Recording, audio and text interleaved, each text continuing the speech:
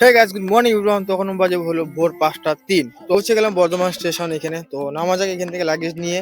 বললাম বর্ধমান জংশন। তো বন্ধুটা আগে আগে আর লাগেজটা নিয়ে। তো এখানে খুব প্রচুর বৃষ্টি, জানতে মানে জানি না কেন হঠাৎ এত বৃষ্টি দিল এখানে। ট্রেন থেকে নামার পর দেখলাম যে এখানে মেট্রো স্টেশন, মানে লোকাল মেট্রো। তো এখানে ওঠা ট্রাই করবো, সবাই লাগেজ নিয়ে রেডি যাওয়ার জন্য। স্টেশন থেকে বের হয়ে গেলাম, টোটোওয়ালার কথা বললাম, টোটোতে উঠলাম, তারপর উঠে গেলাম বাসে। তো বাসে ওঠার পর বাসে কিছু প্রবলেম হলো, তারপর বাস থেকে আবার নেমে গেলাম। বাস স্ট্যান্ড থেকে বাসে উঠার পর মানে বাসটা কিছুক্ষণ আসার পর বাসটা বন্ধ হয়ে গেল। তারপর এখন দাঁড়িয়ে আছি লাগেজ নিয়ে। এখন বাস কখন আসবে, তারপর উঠবো বাসে। দেখা যাক কখন গিয়ে এখানে পৌঁছানো যায়। তারপর একটা বাস আসলো আমাদেরকে নেওয়ার জন্য, মানে এখানে প্রচুর লোক ছিলাম। যাই হোক বাসে উঠলাম, বাসটা মোটামুটি খালি ছিল। 2 ঘন্টা যাত্রা করার পর এসে বললাম বাস স্ট্যান্ডে নবদ্বীপ। লাগেজগুলো নামিয়ে নিলাম বাসের থেকে। আর এটা হলো Nabadwip bus stand. Bus stand ধরে চলে আসলাম এখানে গড়িয়া মোড়ের সামনে, কেননা আমি গড়িয়া মোড়ে থাকার জন্য প্রস্তুত করছি। এই হলো সেই গড়িয়া মোড়। তো এখানে সব লাগেজগুলো নামিয়ে নিলাম। তো এটার মধ্যে আমরা এখন থাকবো কয়দিন।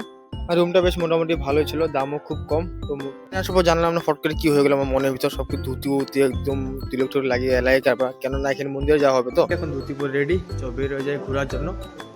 প্রথমবার লাইফে ফার্স্ট টাইম এখন ধুতি পরলাম।